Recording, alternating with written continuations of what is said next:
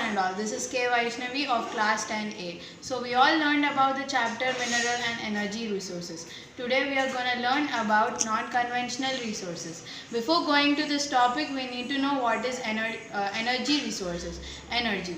The work we do is all with the energy. Energy resources are of two types.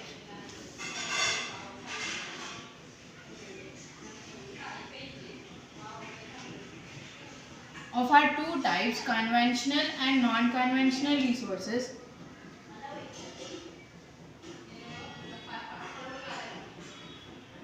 And non-conventional resources.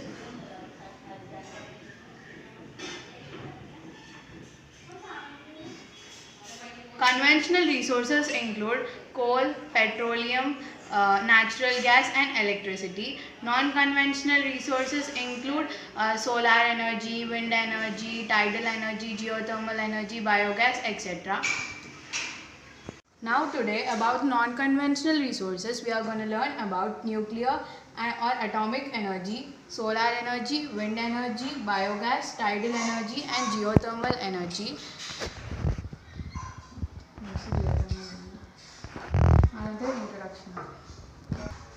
Introduction to non-conventional resources.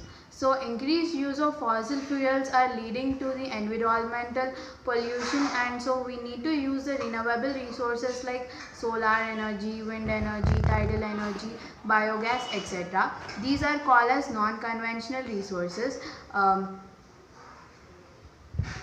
Blessed with the abundance of sunlight, water, wind, etc. So that is the reason we need to make use of the renewable resources. So first we are talking about nuclear and atomic resources of non-conventional sources. Nuclear or atomic energy. It is obtained by the altering of the structure of atoms. When these altering is done, much more amount of heat is released, and this heat is used to generate electricity. Uranium and thorium are found in Jharkhand and Rajasthan, where this heat is used for generating electricity, and in Kerala. Monazite sands are found in the for the thorium. Next non-conventional resource is solar energy.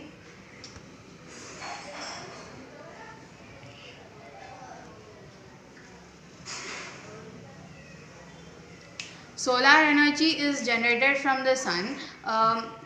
It is used for drying clothes, cooking food. It is used for community lighting and etc. It is inexhaustible and not polluting to the environment. The solar plant in Bhuj district of Gujarat, there it is used for sterilizing milk cans.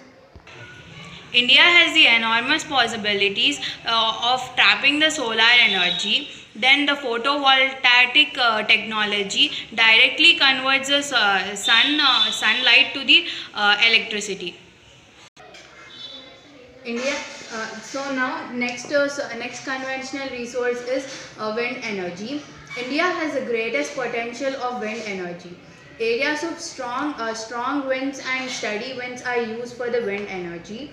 It is used for wind energy are used for sailing of boats, grinding grains and pumping of water.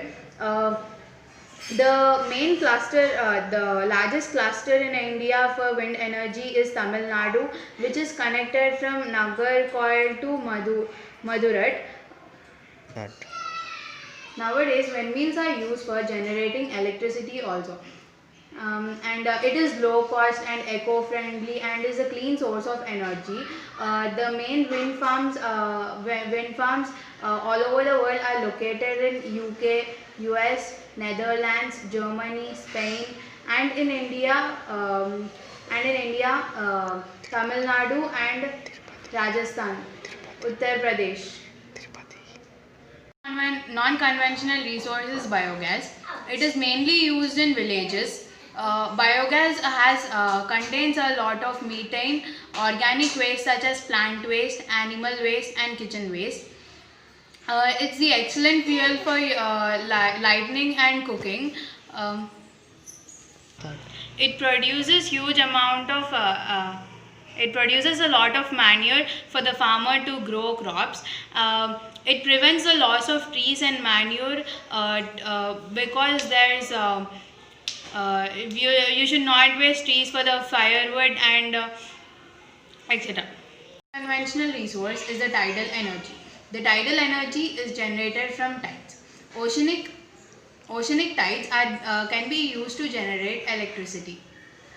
Generally available near the seashores because there are a lot of tides occurs. The next non-conventional resource is geothermal energy. It is produced by the heat from the interior of the earth. The geothermal energy is progressively exists because the heat which is coming from the earth is hotter, and due to the increasing depth, groundwater which absorbs the heat from the rocks and becomes hot. It is hot that when it rises to the earth's surface, it forms a steam. This steam is used to drive turbines and generate electricity.